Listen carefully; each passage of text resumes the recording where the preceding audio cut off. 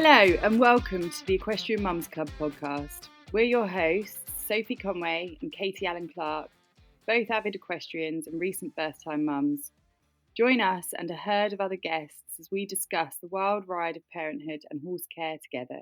Now it's time to take up the reins and walk on into our next episode.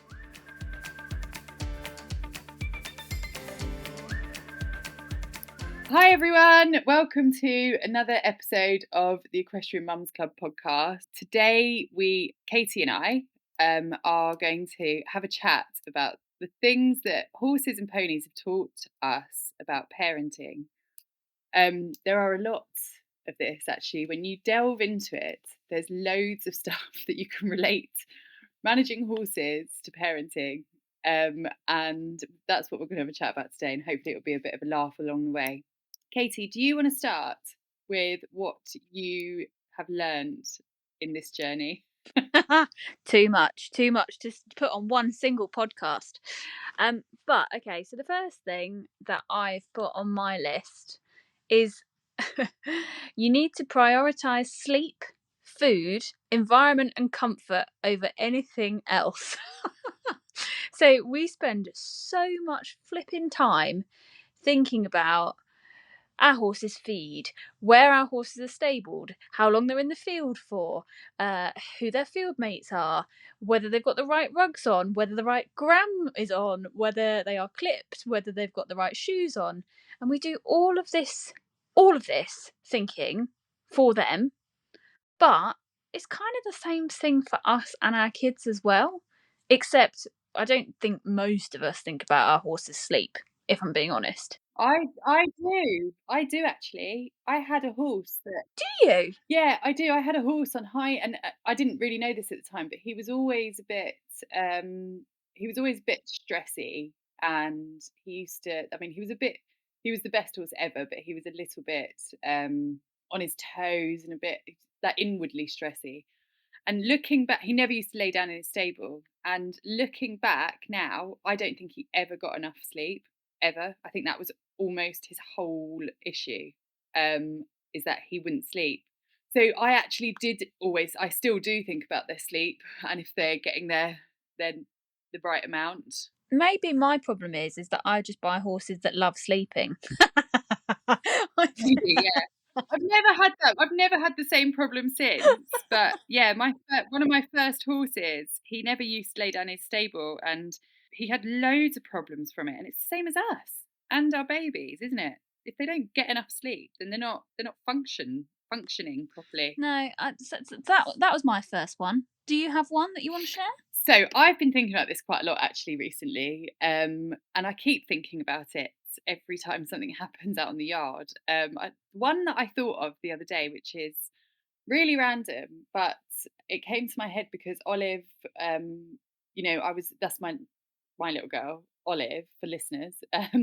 She was, I just basically really wanted her to sleep that night, and I was like, right, what can I do to wear her out? And it really reminded me of when your horse is fresh and you get them to a show or something, or you go on a sponsored ride or whatever it is, and you just get on them and you trot. And you trot and you keep trotting a really forward trot until their back's down and they're chilled, and then they can just have a nice chill on a walk. That is no different to children. So like I was basically getting her to walk between like sofas and going up and down stairs, and I was like, this is the equivalent of getting a horse to do a forward trot to get their back down. Trying to get her back down. So yeah, I thought about that the other day, which I thought was quite funny. I love it. I literally love it. Oh, do you know, interestingly around that one as well, the other thing that I think on the back of that is walking is a great way to rebuild your strength. So I was just thinking about this from my personal perspective, but also you do that with horses, if they're coming back from injury, if they're coming back from some time away, if you're turning them from like a broodmare into a ridden horse, you start off walking, right? So Yeah. Again, like you can that is kind of like the antithesis of getting your back down, just starting gently, going in, building strength at the very basic level. And I think we should be doing that with ourselves as well. 100%. What, so you're talking about postpartum really, aren't you? Like Yeah. getting Yeah. back from, yeah, coming back from birth by walking. Yeah. Honestly, I think once you can, walking is a great way to build a bond with your horse and your baby and get to know your body again and get to know your horse's body and also, yeah, hopefully your baby enjoys it and you don't fall over halfway through. Olive falls over every 5 seconds. She's like a little drunk person. It's like living with a constant drunk person that's tiny. She's all over the shop. I actually wanted to. So this was one of my ideas when I was dealing with Trigger one day, who's a horse on the yard. And I can't remember. Oh, I know what he did. He picked up the hoof pick in his mouth and was like playing with it. And while he was doing that, I managed to do something with him because he was distracted. And I can't remember exactly what it was, but it made me think that actually having a baby has made me understand young horses better. Yes. Um, Yeah. you know, it's they've got no emotional regulation. They have that fear of separation, which I can understand so much more now that I've had Olive. And then also, the nice stuff like the playfulness and the distraction techniques that you can use on a young horse that you use with babies and toddlers. And I actually would love to. I say I'd love to. The time is slightly different, but I would love to get a young horse again because I think I would understand them a little bit better now that I've got a child. Well, interesting you say that. I think this is a podcast in itself for another day, like the other way round, what babies have taught me about young horses. Because there's a lot of times when I'm, looking at Leo, who's my 5-year old horse, and thinking, wow, I had so much expectation of you in this moment.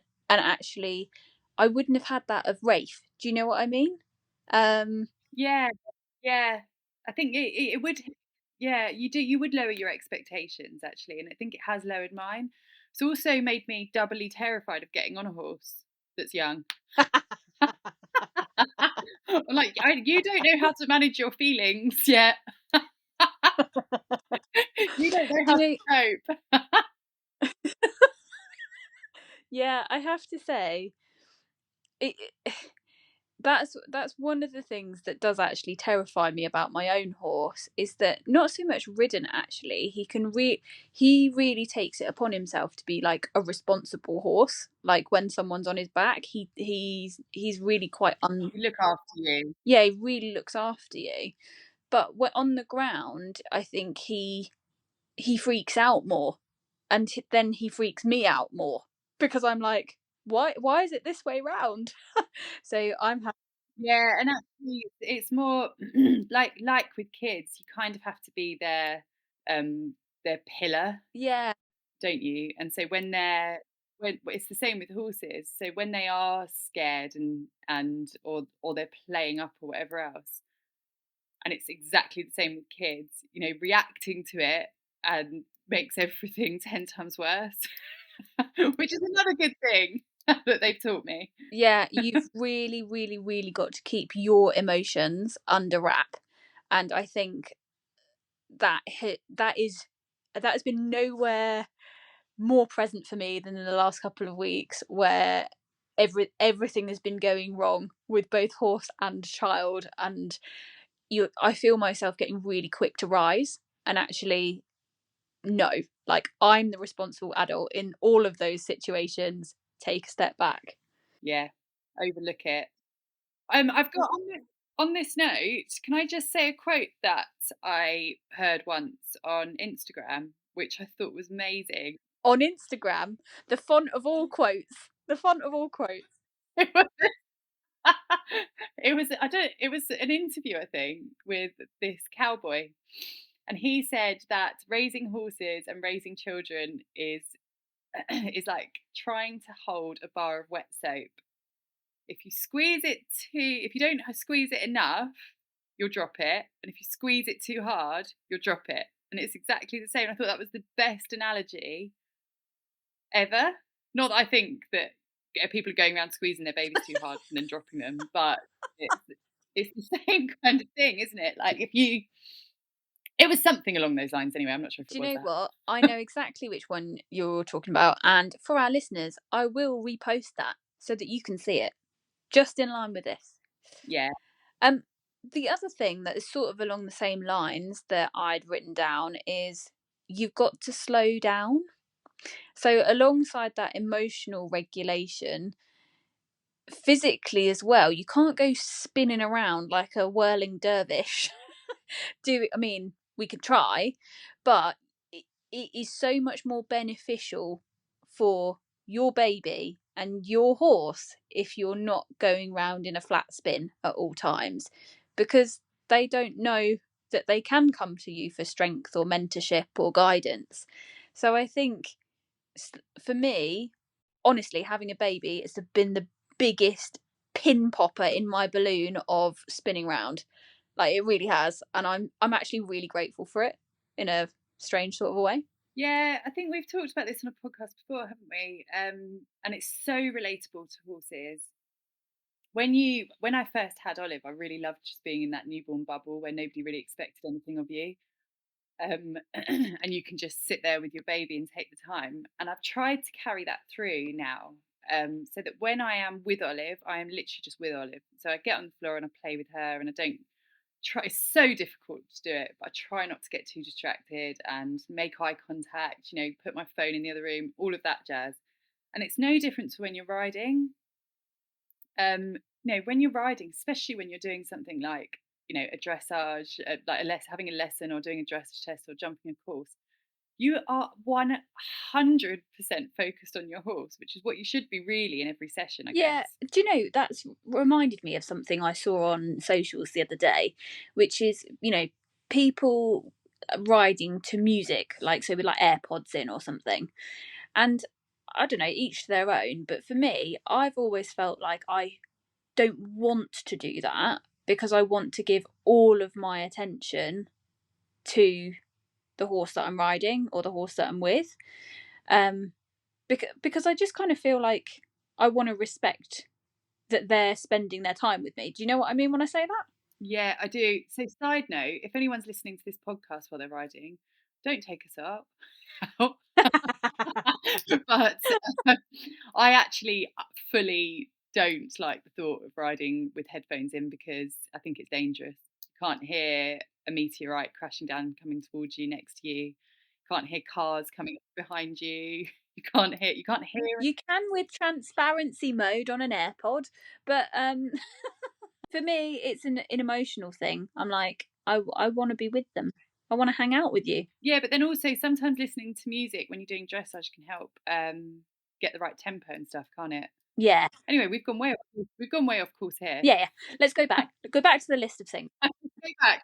So shall I do one? Shall I do one? Yeah, go for it. Okay, so I, having thought about this and written some stuff down, I put commitment as one, which, Oh, that's deep. Deep. well, it is, but the horses did teach me that really, and so I think that when I became a parent, the things that I didn't really struggle with were the constant need for food and nappy changes. I mean, everyone struggles with it a bit, don't get me wrong, but I was kind of used to tending to a horse my entire life, and you have to have that level of commitment when you have a horse. You can't just leave them to their own you can, I suppose you can leave them to their own device more than you can a baby, but you have to go back there every day. You have to be there, and I think that's what horsey people have over people that haven't necessarily had a pet. Yeah, I think. Do you know that's something that Simon and I, my husband, talk about a lot because he'd not had a pet of his own until we got together. And then obviously we've got the dogs, which are quite all encompassing. Then when we moved, we got the horse, and for him it was that real shock of like, I can't leave them, like I have to make plans for them for an evening or a weekend or whatever it happens to be.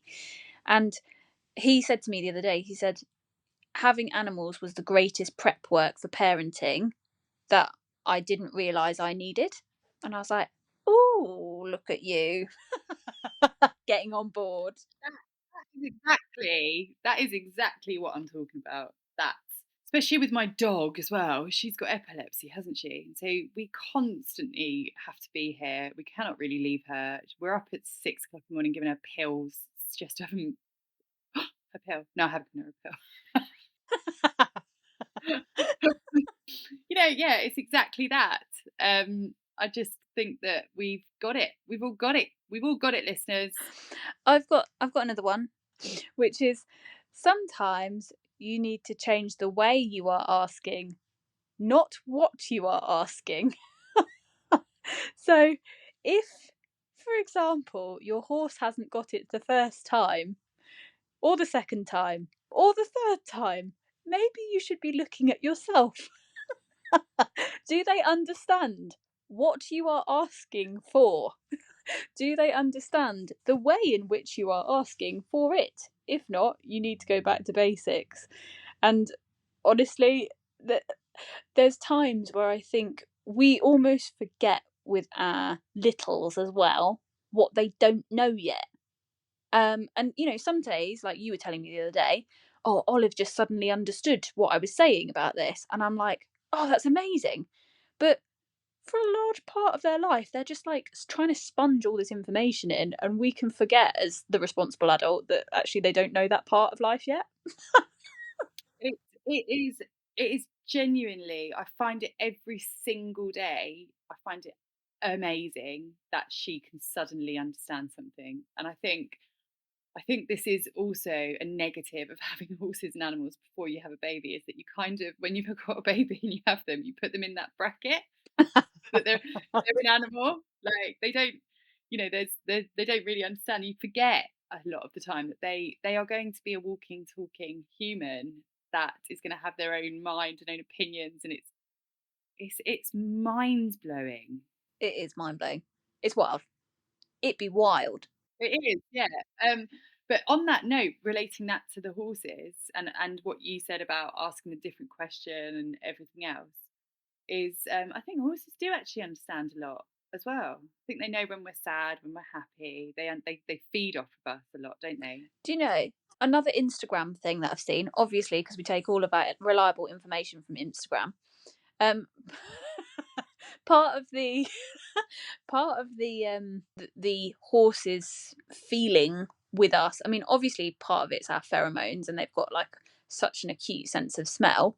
But the other thing is they've got such huge hearts that the electromagnetic fields around them and around their bodies are so much bigger than ours that when they can actually pick up on what our electromagnetic fields, aka like our systems, are doing. So that's why they know when we're feeling a certain way. Isn't that cool? That is one of the coolest things I've ever heard. I'm gonna take a few deep breaths before I go out and see Oscar so that he's nice and chill.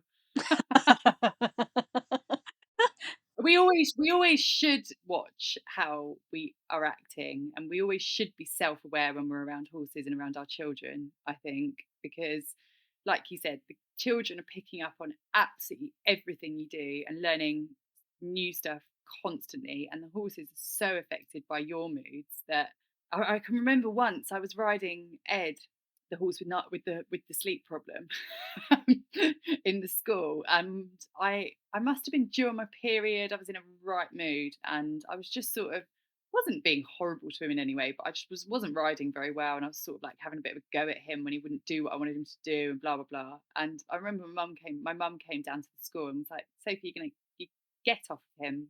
There is absolutely zero point in you riding him today. You're not getting anywhere. And ever since then, if I'm in a terrible mood, riding will either make me feel 10 times better, or there's no point in getting on because you're not going to get anywhere. Yeah, I hear you. I hear you. Sometimes it's like any conversation with any friend or partner or whatever. You just feel yourself being a bit short, and actually, it's not their fault. It's you need to check yourself before you wreck yourself, Hans. Yeah, yeah. Hormones don't help that. To be fair. Hey, on that note, on that hormones and body note, one of the other things that I've got on my list. Do you want to hear it? It's never underestimate the gut, the butt, or the willy in behavioural issues. I don't really get that. So, if your horse is being an arse, Yeah. like if they are biting, kicking, they're being a bit rubbish under saddle, they are like they've suddenly got issues cropping up that you didn't have before. Stomach problems, the gut. Yeah, look at what, physically that could be. Generally speaking, a behavioural issue has to have a reason to have come about. So, the first thing that everyone does nowadays is go get them scoped for ulcers, or have a look at their digestive system. So, like, what feed are they on? What supplements have you given them? And obviously, the latest craze in the horse world is, well, in the UK anyway, I don't know whether this is like abroad, is sheath cleaning or bean cleaning, whether you've got to get like gelding or a mare. So there's a funny story about this, Katie. Sheath cleaning, because I paid somebody to come out and clean Pete's Willie, You did? and I did, and Alex thought it was the most ridiculous thing that I've ever done in my life, and I actually, after I'd paid, after I'd paid £45 to have somebody clean Pete's Willie, I felt a bit silly. I'm not gonna lie. Like, it didn't make an iota of difference to him apart from making him a bit uncomfortable for like 10 minutes that somebody was touching his willy that he didn't know. made made me really uncomfortable to watch it. And we were both just a bit awkward with each other for a while afterwards. This, I'm really glad I put this down. It's a true theory. Oh God, honestly. The moral of that story is, if you've got a behavioural problem or an issue in your horses or your children, look at the physical as well as the emotional, because often there's a physical need present.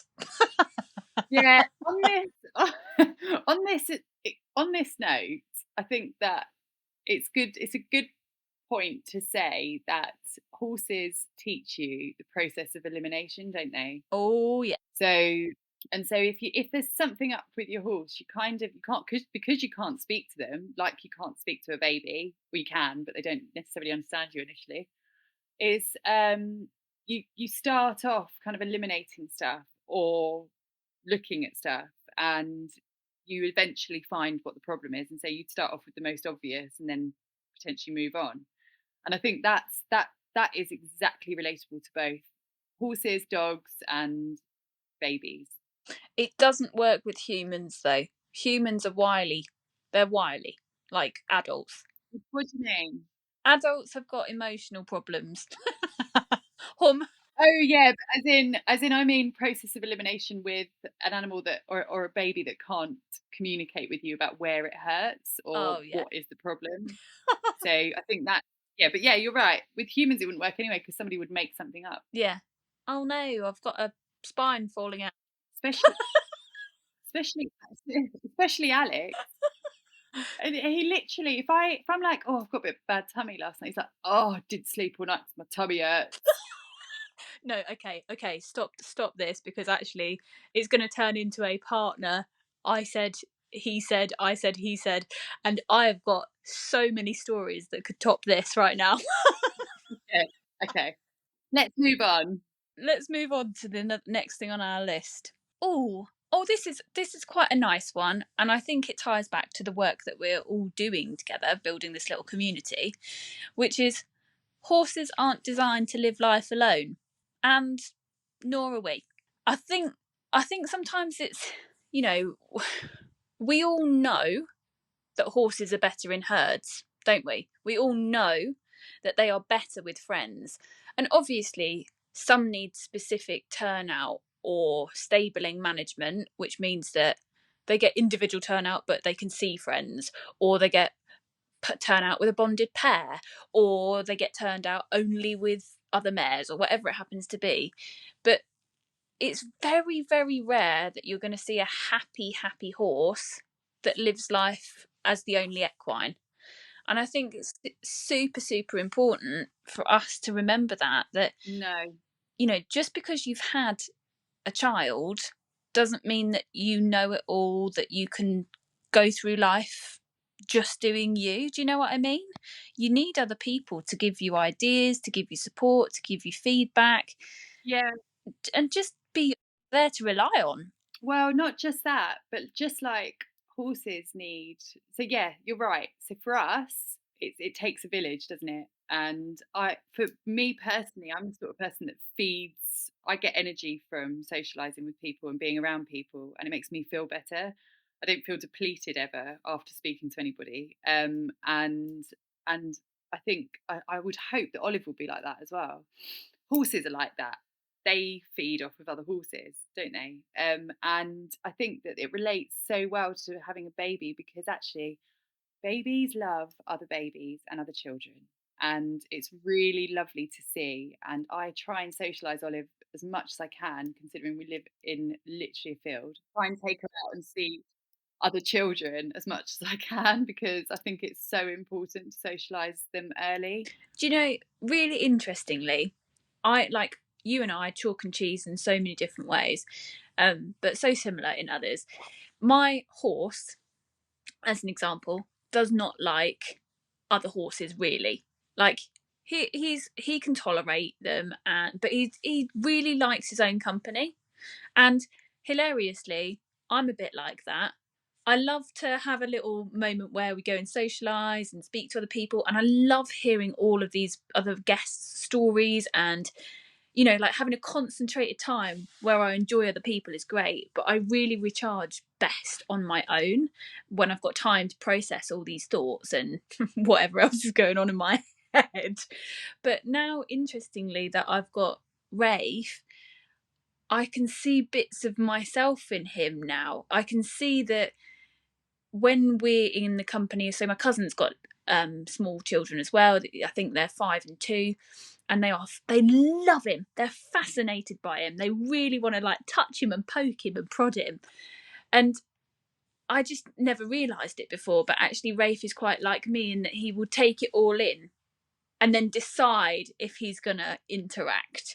Um, it's just really fascinating to see. But Whereas Olive is like me, and she will literally just bulldoze into a room. And the other day, I took her to soft play, and she was following this little girl around. And then I was obviously following Olive. I can't just let her wander around yet on her own. But she then pinned this little girl up against a wall and started kissing her all over her face. And it was the sweetest and weirdest thing I've ever seen. she just really wanted to show her affections. I think it's safe to say she's probably more like me than she is like Alex. But time will Yeah, tell. for some reason, I can't see your partner Alex just pushing someone up against the wall and kissing them till they like him, but I can see it for you.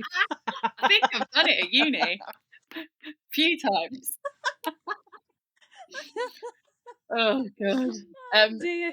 Shall I say one? Yeah, go for it. I've got a really good one actually. Horses, horses and dogs Oh, go on. have taught me that poo is just poo, and it's whether it's baby poo, dog poo, horse poo, your poo, cat poo, cow poo, goat poo, sheep poo, rabbit poo, guinea pig poo. It's all just poo. Like it doesn't. There's no need to be really weirdly grossed out about it. I know it stinks, but like when we started having to change nappies and stuff, both Alex and I have mucked out enough stables to really just not be fussed about it at all. Yeah, yeah. it's a strange one, isn't it? But I genuinely not bothered at all by anything like that. And the same with like, I don't know, if they're a bit gunky in the nose or the eyes or there's weird stuff in their ears or whatever it happens to be, you just get on with it, don't you? I think horsey people do. Yeah, I do. I do wonder if it's because it's our child or our horse. Do you know what I mean? I'm not sure if I'm that happy about other people's dogs' poos or like other people's babies' poos. Yeah. Yeah, Might just be 'cause it's yours. maybe it's because it's just yours. But you're just kind of almost like resigned to the fact that gross stuff is going to happen, so you deal with it. Yeah, and I think yeah, I don't. I mean, I don't know this for certain. I've never had this discussion with my friends. I'll ask them when they come when I see them. Like my non-horsey friends, if they were grossed out by having to change nappies and getting poo all over your face and stuff, whereas I wasn't. Have you had a poonami, a proper poonami yet Yeah, situation? yeah. Have you? I thought we were safe, but we've had like norovirus this week. So no, we are not safe. Oh yeah. We're not safe at all. God, not nice. Delightful. That is not nice. What's your next one? Let's move on. The next thing on my list was there's no such thing as bad weather, Yeah. only bad clothing. And this is a really kind of like Scandinavian way of living your life, I think. But you Right. Can I just say something about the Scandinavians, okay? Because everybody says this. They're all like, get your baby outside, do this. The Scandinavians leave them outside in minus temperatures to sleep. Horses and rugs in Scandinavia, completely directly relatable to babies in prams outside cafes. They have very cold weather.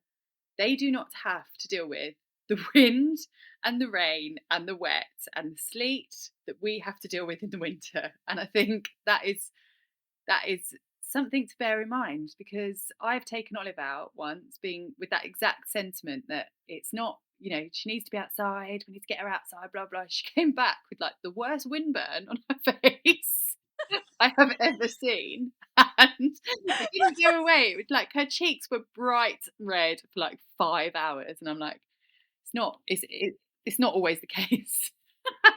I'm I'm just going to add a disclaimer in here. I do feel like all of those weather things are probably not a UK only phenomena. Um, but I do think again. I was looking at Rafe the other day when I take him out in the wind and the cold. In fact, the other day we were literally walking the dogs through a flood, and I just got him in a carrier, and I just thought to myself, do you know what? We do this for our horses. We'd be mad if we didn't do this for our kids. Just put a pair of wellies and some wet weather clothing on and be fine. Be fine. 100%. And also, it toughens them up a bit. Olive doesn't mind being out in the rain. She doesn't mind being out in the wind now, because I took her out that day and really threw her in the deep end. And it just, just makes them a little bit, less wimpy. Just going back to the sleeping thing though, genuinely, Rafe has his best sleeps when he's outside in his pram. Yeah, so does Olive. I love it. She will sleep like I could muck out 10 stables and she'll sleep through the whole thing while she's outside. Just linking on from that though, one of the things on our list that we've got here is spending time outside every day is good for your health. Oh, well, there you go. So we've done 2 in 1. Yeah. So you would definitely say that about your horses if you're a horsey person, other than the whole broken bones situation. But, outside is good. Do you know what? Having Oscar on box rest is my worst nightmare, because I can't bear seeing horses cooped up in stables all the time. I hate it, but it's a means to an end. Right. So the next one, because I've run out, but the next one on Katie's list is trust your intuition. If you think there's something wrong, investigate. Listen to your gut over everything else, and that is definitely true of horses and babies. I think that when you first, especially when you first get a horse, you should take advice from people and take everything on board, but ultimately trust your gut, because you're the one seeing the horse every day. You're the one doing it, dealing with it, riding it, and important. You're the one that also paid for it and pays for it. And so ultimately, your intuition has got to count for more than everybody else. And it's the same with your baby. I think that's a really important one because I'm living that right now. I feel like I've taken on a lot of advice from people to do with horses and babies, actually, that probably wasn't right for me in the moment. And I actually think that, that our unofficial motto for lots of things is you do you. And I just really feel like you know what's best. You know what's best for your horse or your kid. So go with it. Yeah, I didn't really learn that with Olive until a bit later, like more recently, to trust my intuition and my gut. And for stuff like, there's everybody out there tells you something different about what you should be doing, what you shouldn't be doing with them. Don't give them that when you're weaning them. You shouldn't nurse them to sleep. You should put them down in their cot awake. Blah blah blah blah. Now I'm like, oh, do you know what? I'm just gonna do what I want. Thank you. But she's my baby, and she's fine, and I know what's best for her. Yeah. And that's not to be pig-headed about it, obviously, Not, no, it's not at all. but filter out the advice that works for you guys, basically. Yeah, but also don't feel bad just because somebody else did it differently. It doesn't mean that you're doing it wrong. And it doesn't mean that they're doing it wrong. Everybody's got an opinion on it. Like you and I have done lots differently with our babies, but they're both fine. Do you know what I mean? Neither of them are suffering in any way, They are. Just yeah, they are.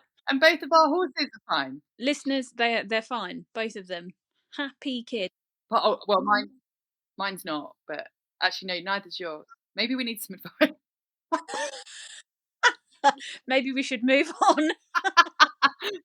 What's the next one?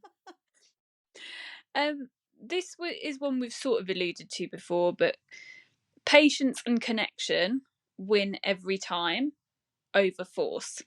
Obviously, obviously, there's going to be times where, with both your horse and your child, you have to stand your ground and enforce a boundary or a rule and say, like, no is no because of X. No is no because this is the safest way to do it. No is no because actually that's just bratty behavior and you're not getting away with it. But the the whole thing about like building that connection with them and using, being patient the rest of the time is that actually when you have to pull that card out, hopefully it means something. And you're not just, blowing your top all the time. Yeah, yeah. Well, there's blowing your top no good for us either. No, no.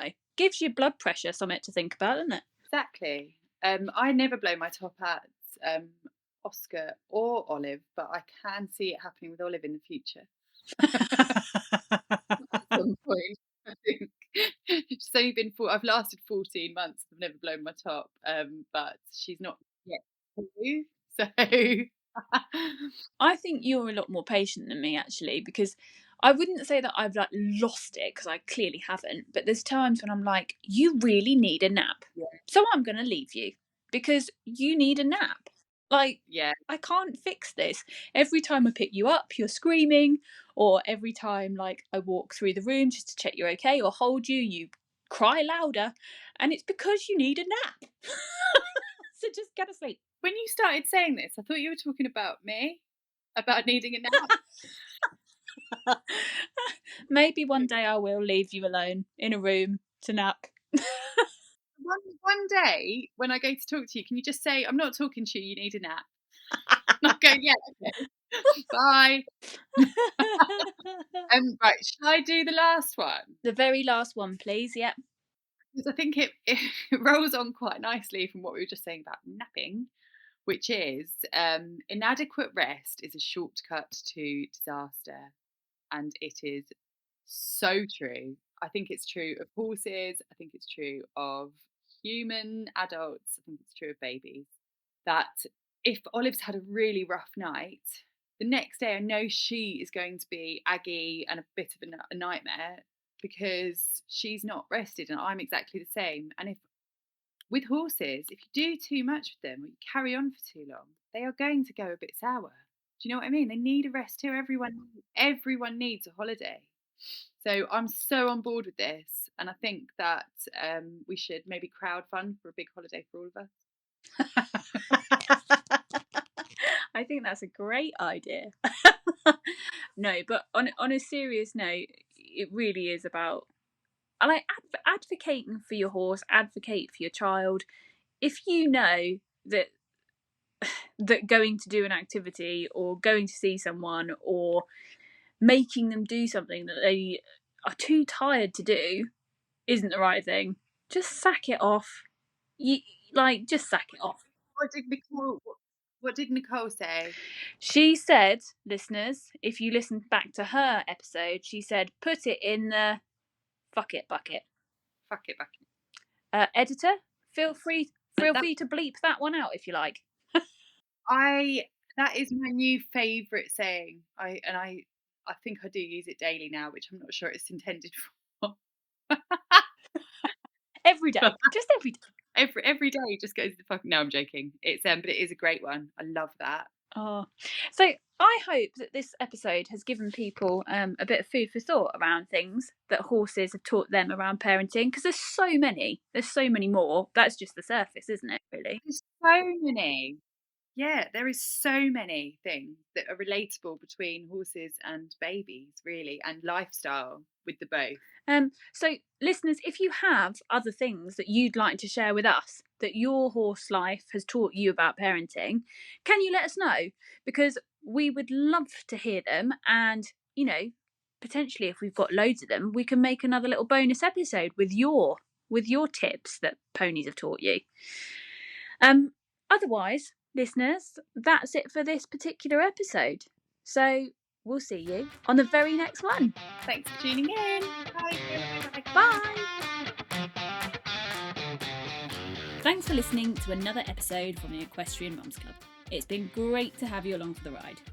We've been your hosts, Katie Allen Clark and Sophie Conway. Make sure to hit the follow button to hear more from us as we dig deeper into the world of ponies and parenthood. And until next time, stay smiling, safe, and stay sane.